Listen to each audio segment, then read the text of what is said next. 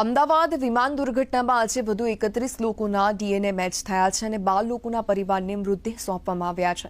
Ahmedabad civil હોસ્પિટલના additional superintendent doctor Rajnish પટેલે જણાવ્યું હતું કે ડીએનએ સેમ્પલ મેચ થયા છે તે પાર્થિવ દેહ પરિવારજનોને સન્માનપૂર્વક સોંપવામાં આવી રહ્યા છે. દરમિયાન ગુજરાતના પૂર્વ મુખ્યમંત્રી વિજય રૂપાણીના ડીએનએ મેચ કરવાની કામગીરી પણ શરૂ કરવામાં આવી છે. ડીએનએ મેચ થયા બાદ પરિવારને મૃતદેહ આપવામાં આવશે અને પૂર્વ મુખ્યમંત્રી વિજય રૂપાણીની રાજકોટ ખાતે અંતિમ વિધિ કરવામાં આવશે. અરવલ્લી જિલ્લાના અલગ અલગ વિસ્તારોમાં મોડી રાત્રે વાતાવરણમાં અચાનક પલટો આવ્યો હતો. ભારે પવન ફૂંકાતા વાવાઝોડી જેવી સ્થિતિનું નિર્માણ થયું હતું, જેમાં મોડાસાના અલગ અલગ વિસ્તારોમાં 4 જેટલા વૃક્ષો પડી ગયા. સાથે જ નાના મોટા 4 જેટલા વાહનોને નુકસાન પહોંચ્યું હતું. 2 વીજપોલ પણ ધરાશાયી થવાની ઘટના બની છે.